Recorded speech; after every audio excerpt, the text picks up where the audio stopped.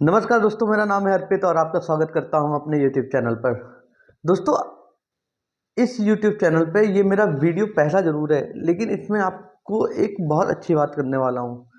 दोस्तों, आम आदमी अगर जो एक जॉब कर रहा है या सरकारी जॉब भी जिसकी है वो भी सी ग्रेड या डी ग्रेड की या कोई प्राइवेट कंपनी में जॉब कर रहा है, तो वो अपना घर क्यों नहीं ले पाता है, बजाय इसके कि कुछ करप्ट लोग घर अपना ले लेते हैं।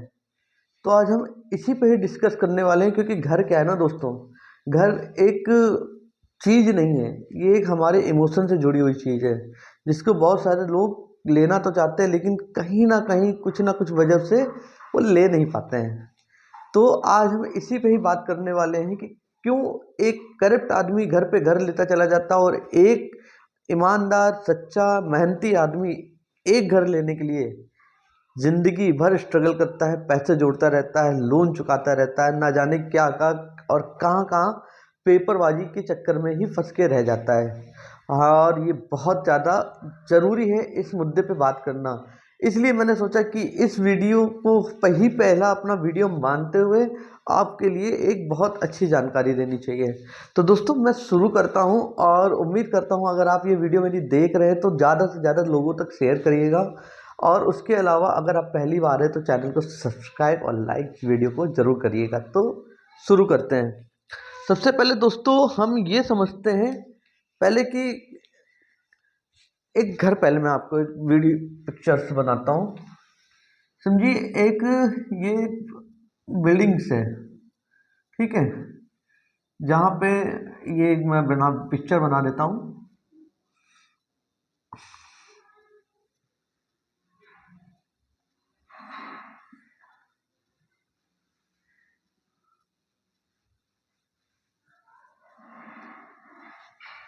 सपोज दैट थोड़ा सा ड्राइंग का इशू हो सकता है, तो उसका इग्नोर करिएगा।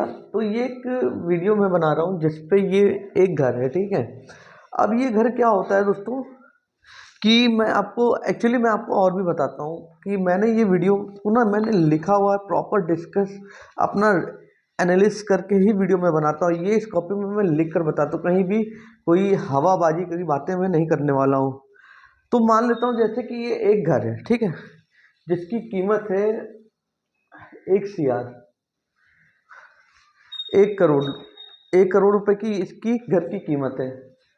और ये एक बिल्डर भाई साहब हैं, बिल्डर है जिसको एक प्रोजेक्ट है, जिसको बनाना है अपने 10 घर, 10 घर बनाया, जिसकी कीमत उसने रखी 10 CR की, ठीक है। अब यहाँ पे मैं डिफाइन करने वाला हूँ कैसे एक घर एक आम आदमी के लिए महंगा हो जाता है, और एक करप्ट आदमी उस घर को खरीद भी लेता है, और साथ ही साथ उस इन घरों की महंगाई को और भी ज़्यादा बढ़ा भी देता है। तो सबसे पहले मैं आपको एक यहाँ पे बना के दिखाता हूँ। देखिए, यहाँ पे सबसे पहले हो गया कॉमन मैन, और ये हो गया करप्ट आदमी।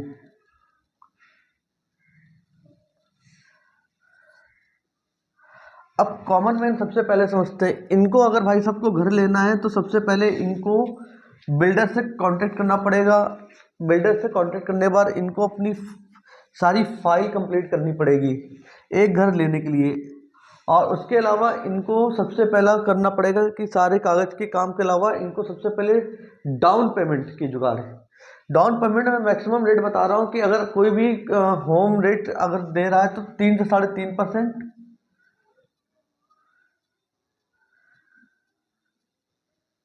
3.5% या अब तो लगभग लगभग 7% तक आता है, ठीक है, पहला, अगर आप बैंक से लोन ले रहे हैं। दूसरा दोस्तों, इसमें सबसे पहली बात ये हो गई। दूसरी बात क्या होती है कि उसके अलावा आपको डाउन पेमेंट, जिसे डीपी हम लोग बोलते हैं। सपोज जैसे आप मोबाइल लेने जाते हैं और कोई मोबाइल की रेट है आपकी 40,000 रुपये या 50,000 रुपये, ठीक है, तो उस मोबाइल का आपको कुछ हिस्सा डाउन पेमेंट के रूप में देना पड़ता है, उसके बाद उसकी ईएमआई बनती है, ठीक है। सेम एज इट इज ये इस मकान की है। इसको खरीदने के लिए एक आम आदमी को सबसे पहले 20 लाख रुपए 20 लाख 20 लाख रुपए का जुगाड़ करना पड़ेगा 20% डाउन पेमेंट के लिए। अब भाई वो 20 लाख कोई छोटी रकम नहीं है, ये 20 लाख बहुत बड़ी रकम है। मैं एक आम आदमी के लिए बता रहा हूँ, एक करप्ट आदमी की बात तो मैं इसके बात करूंगा। एक आम आदमी ने 20 लाख का जुगाड़ करने के लिए अपने जेवर रखे, अपनी कोई दुकान को लोन पे रख दिया, गिरवी पे रख दिया, उसके अलावा अपने जेवर बेच दिए और बहुत सारी जो चीज़ें थी अपनी इच्छाओं को मारते हुए उन्होंने 20 लाख का जुगाड़ कर दिया। ठीक है, अब मैं इसको यहाँ ये जो 20 लाख का डाउन पेमेंट का इसने जुगाड़ तो कर दिया है एक आम आदमी ने। अब इस आम आदमी को मैं 2 मिनट के लिए इस वीडियो में होल्ड करता हूँ। अब मैं लेकर आता हूँ करप्ट जो मैन है उसका। अब एक करप्ट मैन है जो कि उसका एक बिजनेस है, ठीक है।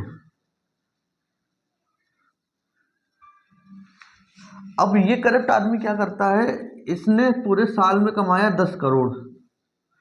बिजनेसमैन आदमी मैं बता रहा हूँ, ये इसने कमाया 10 करोड़। अब ये 10 करोड़ का इसने ITR जो देना था उसने इनकम टैक्स रिटर्न में चोरी कर दी। यहाँ पे इसने सेटिंग बैठा ली और ये इसने कर दिया चोरी, और इसका ये बन गया जाके 4 करोड़। 4 करोड़ इसका बन गया जाके ब्लैक मनी।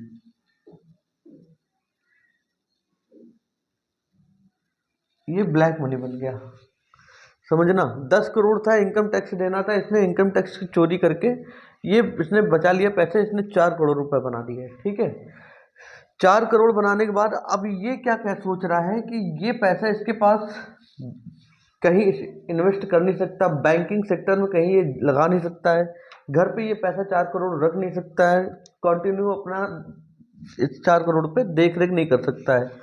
फिर ये क्या करता है, इसको कहीं से पता चलता है कि ये जो बिल्डर था ना, ये बिल्डर, इस बिल्डर के बारे में इस करप्ट आदमी को पता चलता है कि इसने भैया 10 करोड़ के हिसाब से 10 प्लॉट या बोल सकते हैं या घर 10 बनाए हैं। तो ये क्या करता है, ये बंदा सीधा इससे जाता है, मिलता है जाके, इससे कहता है भाई साहब एक काम करिए, मैं आपके 7 घर खरीद लेता हूँ। कितने? 7 घर। 7 घर खरीद लेता हूँ और मेरे पास, और ये अंदर ही इससे सेटिंग कर लेता है कि भैया मेरे पास कुछ इतने पैसे हैं ब्लैक मनी, और मैं आपको कैश में, किस में करूँगा, कैश में डील करूँगा। अब यहाँ पे बात होगी, क्योंकि अगर वो ब्लैक मनी वो अगर कोई बैंकिंग सेक्टर में या कोई इन्वेस्टमेंट में डालता तो वो बैंकिंग में ऑटोमेटिक आ जाता, लेकिन अब ये भाई साहब ने इनसे सेटिंग बना ली है इन बिल्डर से, और 7 घर लेने की बात होगी कैश पे। अब मैं फिर से कॉमन मैन को लेकर जाता हूँ। अब बिल्डर ने कहा कि यार मेरे तो 7 घर सही है, बिक गए यार एक ही बार में, अब बचे तो 3 ही घर हैं। अब 3 में से एक ही कॉमन मैन मान लीजिए जो आप भी हो सकते हैं, वो कॉमन मैन आप ही है, मतलब आप गए इसको लेने, और अब भाई बिल्डर साहब क्या कहते हैं, आपने उनसे कहा कि सर मेरा 1 CR जो था उसका मेरा DP तैयार है मेरा, और ये मकान कर दीजिए। ठीक है, अब ये मकान भाई साहब क्या होता है, ये क्या कहते हैं भाई साहब, आप ये मकान हो गया है 1,20,000 का, 20 लाख, सॉरी 1,20,00,000 का, ये जो मकान है बढ़ गया, यानी कि सीधा 20 लाख रुपए का इन्फ्लेशन आ गया। क्यों आ गया? क्योंकि पहले बात तो इस बंदे को ये लगा कि भाई मैंने जो बनाया था, मेरे तो 7 घर, जो मेरा इन्वेस्टमेंट था, मेरी लागत थी, वो तो मेरे निकल गए, 7 घर बिक कर एक साथ ही। अब चूंकि इस जो करप्ट आदमी है, इसने तो ऑलरेडी 4 करोड़ रुपए का तो गुट वो करके ही रखा हुआ था। ठीक है, 4 करोड़ रुपए का वो क्या कहते हैं, इसने ब्लैक मनी क्रिएट कर ली थी। अब इसने जब इससे सेटिंग बनाई तो इन्होंने कह दिया कि भाई साहब हम आपको कुछ डिस्काउंट भी दे देते हैं, लगभग मान लीजिए 1 करोड़ की जगह हम आपको ये घर दे, आप 7 घर ले रहे हैं, हम आपको ये घर दे देंगे 70 लाख के हिसाब से। तो अब आप ऐसे ही लगाइए, 70 इंटू 7,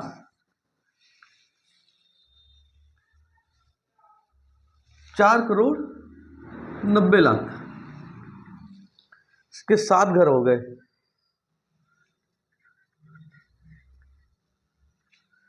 4,90,00,000 का जब ये घर हो गया दोस्तों, उसके बाद ये इन्होंने इन्फ्लेशन कर दिया।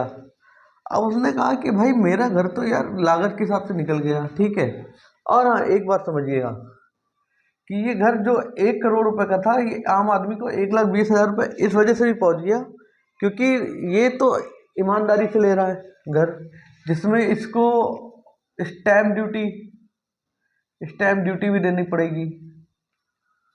ठीक है, अगर घर अंडर कंस्ट्रक्शन है तो आपको जीएसटी भी देना पड़ेगा, और अगर घर रेडी होता है ना तो भी वो घुमा के पैसे ले लेते हैं। उसके बाद इन्होंने यहाँ पे रेट बढ़ा दिया। फिर आप कह रहे हैं कि भाई सर्किल रेट भी तो कोई हिसाब होता है दोस्तों, बिल्कुल होता है। तो इसने क्या किया, अब बिल्डर ने, अब यहाँ समझिए, बिल्डर ने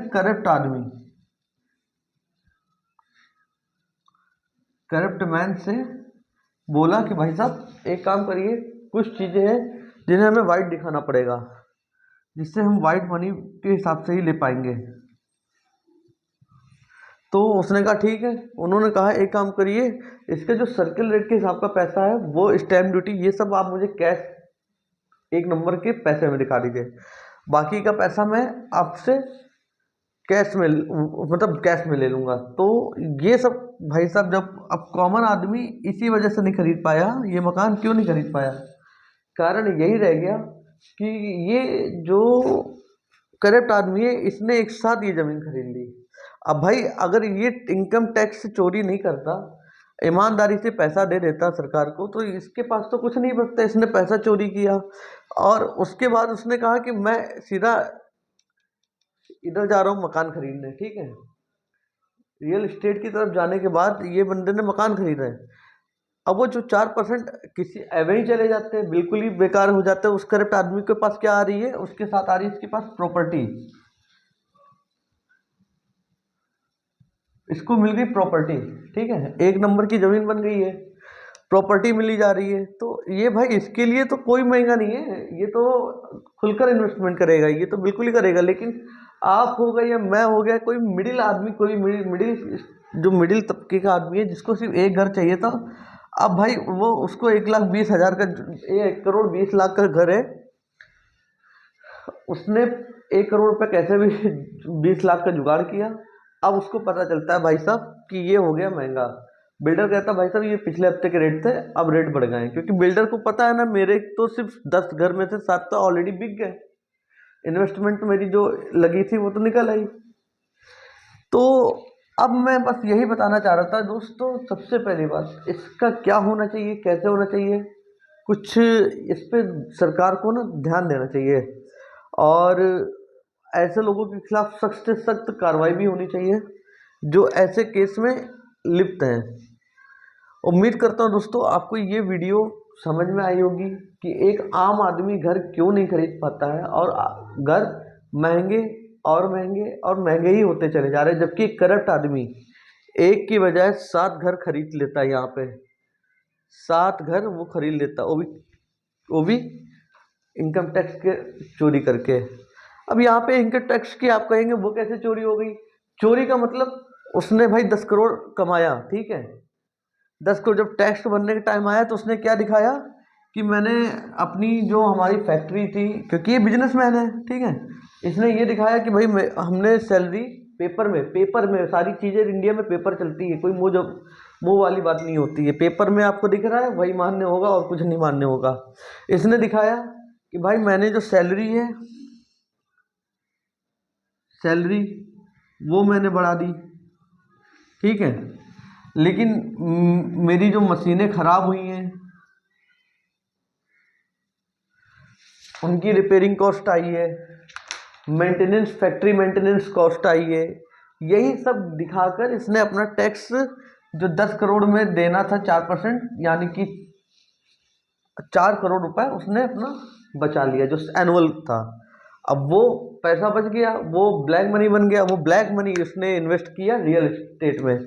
रियल एस्टेट में बिल्डर से सेटिंग बनाई, बिल्डर ने पैसा इसका लिया और इसको कुछ डिस्काउंट के साथ साथ इसको 7 घर अलाउड कर दिए। 3 घर की कीमत ऑलरेडी बढ़ गई। जैसे बिल्डर ने 1 करोड़ रखा था ये सोच के कि भाई मेरे एक एक घर बिकेंगे और 1 करोड़ के हिसाब से 10 करोड़ मेरा बन जाएगा, लेकिन उसने क्या देखा कि मेरी एक ही डील हो गई, एक ही बार में एक आदमी से 7 घरों की। तो उसने कहा भाई मैंने तो बड़ा कम रेट रखा हुआ है मार्केट में, क्योंकि इतने सस्ते में मैंने घर बिक गया मेरा एक साथ, यानी कि मेरा रेट और हाई होना चाहिए, क्योंकि अब तो 3 ही घर बचे, अब 3 घर तो ऑलरेडी बिक ही जाएंगे, जब 7 है तो धीरे धीरे साल भर के अंदर बिक जाते हैं, अब बिक भी जाते हैं। तो यहाँ से होता है भाई मनी जो इन्फ्लेट या फ्लैक्चुएट, ऐसे बोल सकते हैं, फ्लैक्चुएट हो गई, और जो घर की रेट था वो हो गया भाई पोटेंशियली हाई हो गया। तो यहाँ पे एक आम आदमी फिर से पिस जाता है करप्ट आदमी के चक्कर में। और दोस्तों उम्मीद करता हूँ ये वीडियो आपको अच्छी लगी होगी, इससे आपको ये जानकारी मिल पाई होगी कि क्यों एक आम आदमी घर नहीं खरीद पाता जल्दी अपना, और इंडिया में कैसे एक करप्ट आदमी घर पे घर लिए जा रहा है, इन्वेस्टमेंट पे इन्वेस्टमेंट करे जा रहा है। तो दोस्तों ज़्यादा से ज़्यादा ये वीडियो शेयर करिए, कैसे होगा ये चीज़ और इस पर सरकार कैसे एक्शन लेगी, तो ये तो सरकार का काम है, हमारा काम नहीं, लेकिन मैं आपको जगाना चाहता हूँ अपने इस वीडियो के माध्यम से, आपको ये सारी बातें बताना चाहता हूँ। उम्मीद करता हूँ आपको ये वीडियो अच्छा लगा होगा। जल्दी मिलता हूँ अपने नेक्स्ट वीडियो के साथ, तब तक के लिए जय हिंद।